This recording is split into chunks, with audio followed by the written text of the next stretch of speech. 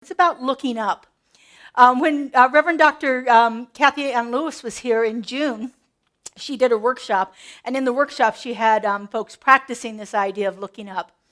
I started taking a class with Dr. Kathy Ann in January. It's a year-long minister's class. And so she started talking about it then, and it was like, oh yeah, I remember that. And occasionally I would remember to do it. You know how that is. You know, when all else fails, we drop down and say, okay, I'll try this. But after Kathy Ann was here in June, I decided to implement this as a primary spiritual practice in my life. So I've been doing it now for almost 3 months. And I felt confident now that I could share some of the power of this practice with you today. And so this is what I'm going to be talking about today, is how we can see the sacred in everything by using this practice of looking up. So this idea of looking up, it's not just about a physical gesture. There's actually some scientific stuff, and I'll get into that in a little bit, scientific reasons why this is so powerful in our lives. It's a metaphysical practice that we do, metaphysical meaning beyond the physical, beyond what we can actually see and feel, something else begins to happen for us. It's a way of lifting our consciousness above the appearance of whatever's going on right now that's causing us a bit of distress. Anybody feeling any distress in the world right now? Okay. So this is a fabulous practice for this. And it's something that we do individually. We don't have to talk about it with anybody else. We don't even have to tell anybody else we're doing it. It's a wonderful practice to help us see how the sacred is actually moving through times of challenge in our lives. So I started working with it. I'm a big researcher, so I decided that I needed to find out where this came from. So I did a search about where in the Bible does it say to lift our eyes. And so this is the first passage that I could find in this. This is from the book of Psalms. And it's, I will lift mine eyes unto the hills, from whence cometh my help. I will lift my eyes unto the hills, from whence cometh my help. This is more than just a simple thing of looking outside of ourselves for help. I mean, when I read that passage, I think, oh, well, I'm not responsible here. I'm going to look for something else to save me. And, that kind of idea of like, I've got to find something and bring it into myself. The whole passage itself goes like this. I will lift mine eyes unto the hills, from whence cometh my help. My help cometh from the Creator, which made the heaven and earth. I did change a word in there. I can't use the word Lord. I'm sorry. I got Creator in there because that works for me better. I don't need a Lord or a Savior, and that's good for me. So, but in this one, it's like, okay, I'm not just looking outside of myself. I'm knowing that there's something there. And if I have this true understanding of what the Creator is and where the Creator resides, knowing that it is inside of me. Remember our statement that I gave last week about from the What We Believe statements. We believe in God, the living Spirit Almighty, one indestructible, absolute, self-existent cause. That one manifests itself in and through all creation, but is not absorbed by its creation. The manifest universe is the body of the living Spirit. This is how I believe in God. This is what I believe is true about Spirit, that it manifested itself in me, and that it shows up through me, and that everything about me is the presence of the divine, but the divine is so much more than this one individual could ever be. And so that's my understanding of God. So now when I take this phrase from Psalms, I actually have a deeper understanding of what I'm talking about here. I'm not looking outside of myself. I'm looking for that creative force that's within me to bring about the solution that I need. This image right here is actually a picture that is framed and hanging above my computer at home. And it's hanging at a 45-degree angle, because that's what we need to do when we look up. We need to look at a 45-degree angle. I was sitting in the seats earlier this morning, and I think if you guys look at the back of these lights, that would be about a 45-degree angle. So do that for a second. Keep your chin level. Don't lift your head up. Keep your chin level and lift your eyes up. Do you feel a little stress when you do that? Do you feel a little bit of tension in your eyes when you look up? I'm going to talk about that. So, you know me, I like to go back to all of our New Thought authors. And so the first one I could find that talks about this is the one that Dr. Kathy Ann studies, is Emma Curtis Hopkins, who says that keeping our eyes up is what she calls practicing the high watch. Practicing the high watch.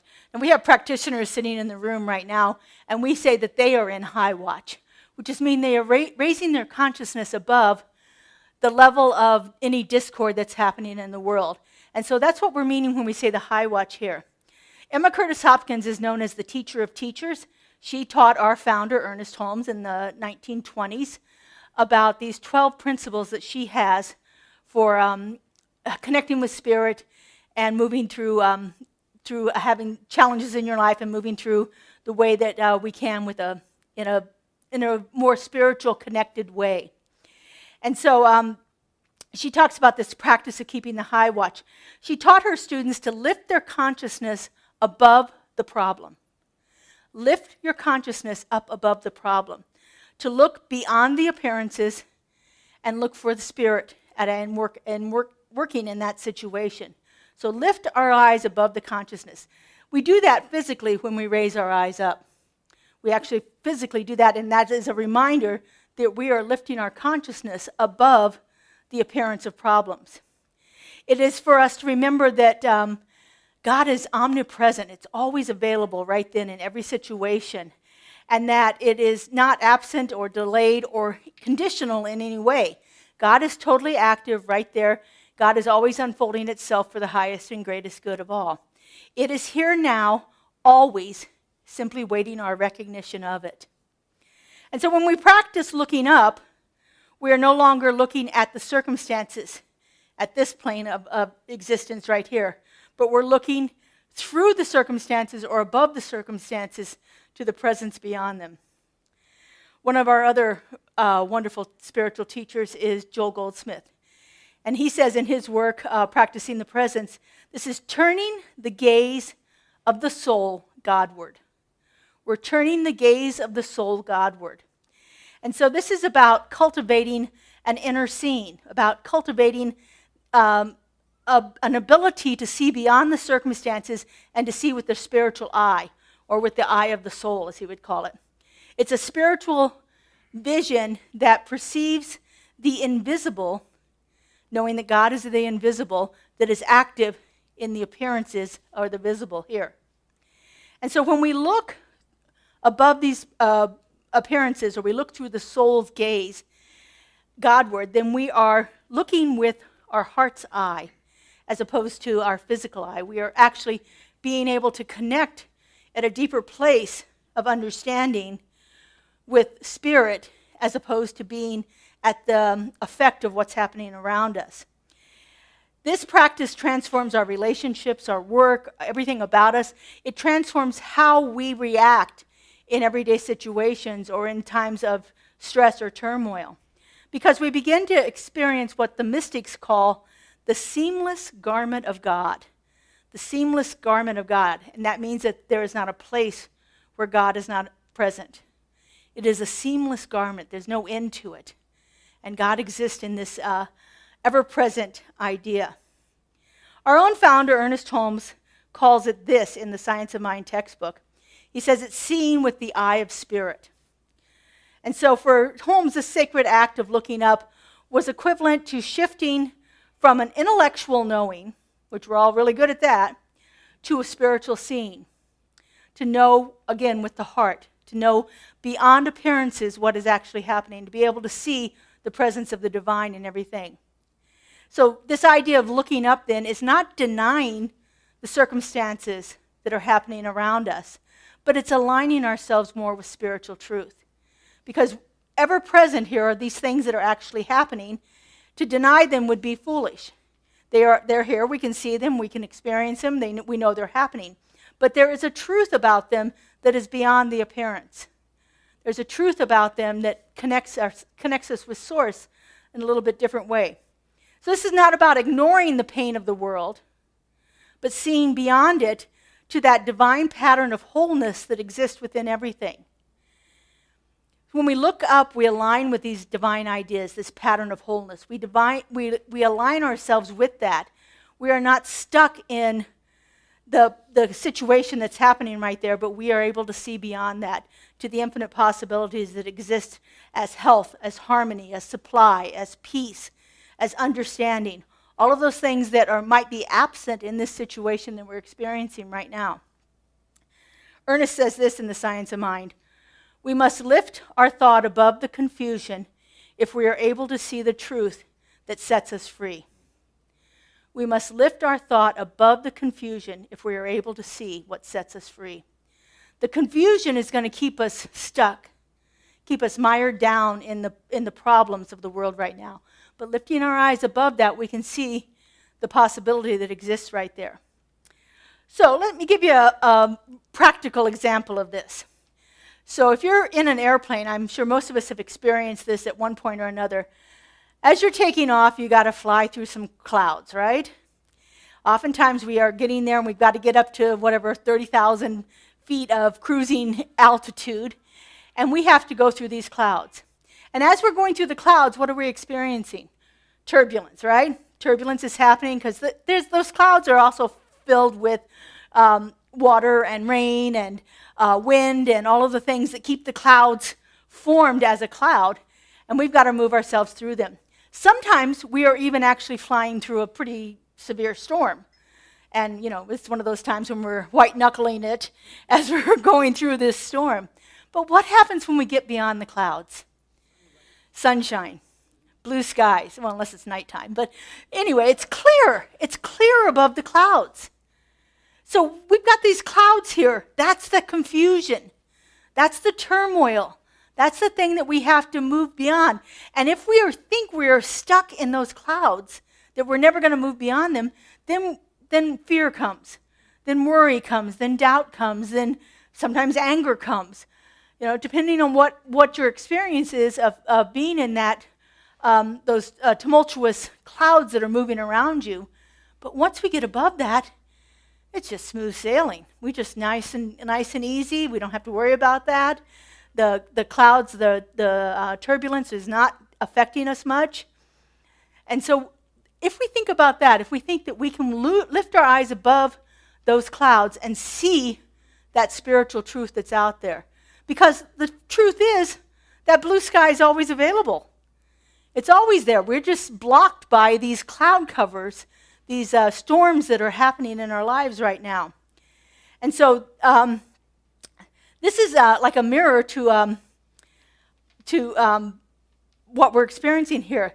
So consciousness rises above the turmoil there. So if we lift our eyes up and we see the spiritual truth of the blue skies and no wind and rain, then we know that we are at peace with that. That's the spiritual truth. That's the high consciousness that we're seeking. But if all we can think about is what's happening in this level here, then we're at the effect of it. As Joel Goldsmith says, we're like a pendulum blowing whichever way the wind goes. And so we want to be able to lift ourselves above the situations that are happening. So if we refuse to lift our eyes up, if we are really dead set on staying in that turmoil that's happening around us, then we are dwelling in this idea of lack and limitation. We think that this is the only way it could possibly be. But lifting our eyes up gives us a glimpse of the infinite possibilities that are available to us. And so, looking at that as a practical way, Ernest says that to see the divine in everything is to make everything divine. And so if I'm in this storm, if I'm in this turmoil that's going on, then I have to be able to see the divine in that. And the only way I can do that is to look above it, is to lift my eyes up above the appearance that's happening right here, right now. This is what we call seeing the sacred in all. And when we live this way, when we practice this idea of looking up, we begin to see the sacred in every situation that we're faced with. It takes a lot of practice. As I said, I've been working with it now for almost 4 months. And sometimes I still have to remember to do it. Sometimes I'm caught in the situation before I remember to lift my eyes up. It's happening much more frequently now, but it is a practice, and it's something that when I get fearful, when I get angry, when I get worried about what's happening in the world, when I hear something on social media or watch it on the news, and I get all caught up in that situation, sometimes it takes me a minute or two to remember to lift my eyes up. But every single time I do it, I feel relief. I feel that there is possibility available out there. I see the presence of the divine happening right there. I know that it's just not being realized by the people that are caught up in the turmoil, that are caught up in the problem there. And so the thing is that we can't just wait for all the conditions down here to be perfect before we begin to practice having our eyes lift up. We need to begin to do that for ourselves right now. And as we do it for ourselves, others begin to experience the calmness that's available through us right there. And so this, the mystic doesn't wait for everything to be perfect down here before they begin to practice. The mystic actually begins to practice right then in the middle of the turmoil and so forth. So as many of you know, I'm a former science teacher, and so I always like to find, is this really true? What's happening here? Am I actually experiencing something, or is this some kind of placebo effect that's happening in my mind? So I did a little research and came up with the science behind all of this. And I was so thrilled to find out when I started doing this. The first name that popped up was one of my professors from my master's degree program in ministerial school, Andrew Newberg. And Andrew Newberg is a director of research and a professor and doctor of neurology and radiology at Thomas Jefferson University Hospital. And so he, along with his partner, Mark Wahlberg, have written several books about what they call neurotheology. And so the book that we used in the class I took was Spirituality in the Brain. And in that book, it was How God Changes Your Brain was the title of the book in there.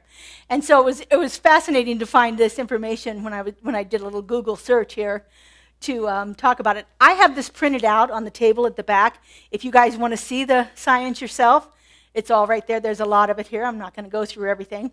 But the actual science of this is when we lift our eyes up, it activates let me get the name right, it activates the dorsal attention network, which is the parietal lobe, parietal cortex, and the frontal eye fields, which governs our spatial awareness and our emotional and attentional control. So it governs what we can put our attention on. It governs some of the emotions that go along with that. When we look up, this is how they put it, in simple terms, looking up wakes up your brain's alertness system. When you do this, you should feel that muscle strain, that little bit of a muscle strain in your eyes. So if you keep your chin level and you look up 45 degrees, you should feel a little bit of an eye strain. That eye strain is important. That eye strain is important because this is what we engage the superior rectus and the inferior oblique muscles, which are powerful muscles that actually activate the cranial nerve and the ocular proprioceptors. Got me. But what I thought was fascinating about that is when we do that, guess what gets released? Dopamine and serotonin. All right, so that's what we're getting at now. Dopamine and serotonin, things that make us feel good. It is almost impossible, and this has been my experience over the last 3 or 4 months here, it is impossible for me to stay worked up about the situation down here when I'm looking up. I find myself, as I look up, within 10, 15 seconds, I'm smiling. And that's just been kind of amazing for me. It's like, oh, look at that. You know? I can't stay stuck in the mire and the muck and the confusion and the anger and the fear and the turmoil of what's going on in the world if I lift my eyes up. Exactly. So, there's a lot of those words like proprioceptors. But I just want to end with this one. It says, as we lift our eyes, neurons fire differently, the brainstem awakens, the mind brightens, and the heart opens. The very act of looking up is an embodied affirmation of hope. Don't we all need that right now? That embodied affirmation of hope. No matter what's going on in our world, if we're having a health challenge for ourselves, an embodied feeling of hope would be pretty powerful right now. If we're having financial struggles, an embodied feeling of hope makes everything look a little brighter. And maybe it's not all on me to figure it out. As we are faced with all of the challenges happening in our world right now, an embodied feeling of hope sure brings a new lightness to things and makes us see things differently than what we did before. This practice of lifting our eyes up, the psychology of it, the physiology of it, is a neural-spiritual gesture that opens awareness from the personal to the universal. A neural-spiritual gesture that takes us out of the feelings that we're having personally and takes us more into that universal consciousness. I have a little graphic here. It says, as we lift our eyes, the neurons fire differently, the brainstem awakens, the mind brightens, and the heart opens. This is what happens to us when we begin to do some of these practices. I did some research trying to find out how far back this went, if there was any reference to it before the Hebrew Bible. And I couldn't find anything specific, but then I started thinking about it. It's like when people pray throughout the centuries, what are they doing? They're looking up. We put our hands here and we look up. Or we open our hands this way and we look up. Unfortunately, it's been associated that God is up there. I don't think that was the reason for it. I think it's because something really begins to shift in us physiologically when we look up. We begin to have a different experience of life around us as we look up. And so to do this practice, it's pretty simple. The first thing you need to do is pause. As soon as you realize you're stuck in a situation, pause. That usually takes the longest because we get caught up in the situation. When you find yourself discouraged, stop and literally look up. Take a deep breath and feel the Spirit filling up you. Pause. I have that sign above my computer to remind me to pause and to look up. Use whatever works in your world. As I was driving here this morning, I thought, well, geez, anywhere I face in this town, any direction I'm going, because I go all the different directions to get here, any which way I'm going, if I look up, I'm going to see the horizon above the mountains. And so I thought to myself, those mountains now can become a visual clue to remind me to look up. Find something that works for you. If you're at work, put something above your desk. Even if you put it on the top of your computer screen, you're going to be looking up a little bit. Find some way of doing that. If you're at home, find a spot where you sit and meditate or sit and contemplate. Or maybe it's the spot where you sit and watch the news. And put a little picture up there that reminds you to look up. If anybody wants that little graphic I did, I'm happy to send it to you. You know me, I love making graphics, so just send me an email and I'll get it to you. So pause and lift your gaze. Physically lift your eyes up.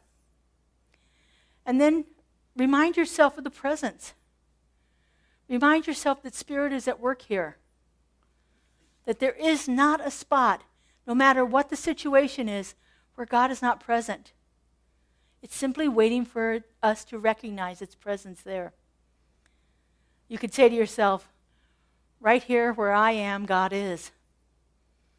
Or you could use our little closing affirmation, there is only one life. That life is God. That life is perfect. That life is my life now. Whatever it takes for you to remember that. Affirm the presence of the divine. And then there's always room for gratitude. To bless this experience, to bless the realization that you've had, to bless the shift of your feelings inside. Just give a little thank you. Mine's usually, I'm smiling and I say, thank you, God. Thank you for this reminder. Because the truth is, the world right now needs our upward gazes. The world right now needs more of us to remember the spiritual truth. To remember that spirit is always active.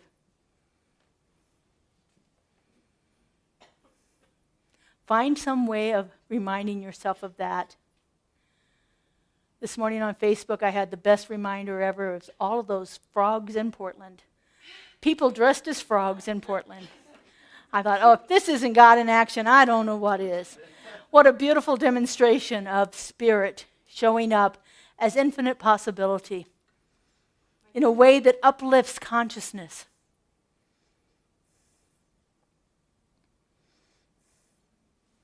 In a world that's so full of division and despair and conflict, our consciousness looking up becomes a form of service.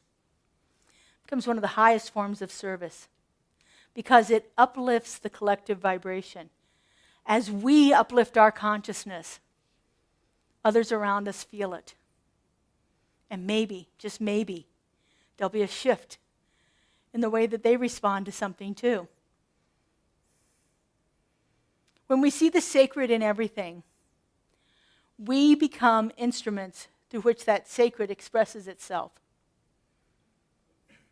When I can stand here and sing one power and know it at the depth of my being, that nothing exists outside of that one power, then I bring a consciousness of unity and a consciousness that is filled with infinite possibilities to every situation I'm in. Looking up allows this joy to move through us. It allows us to see the beauty. It actually allows us to create more beauty. And then it allows us to become that beauty in action wherever we go.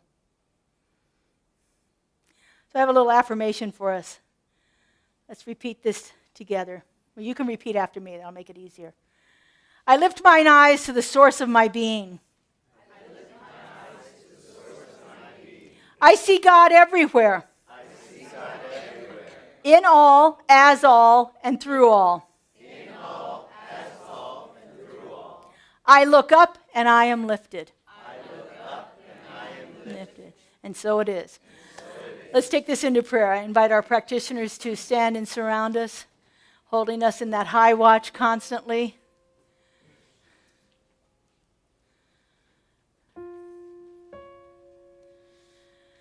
All right. And so we just take this moment and breathe in,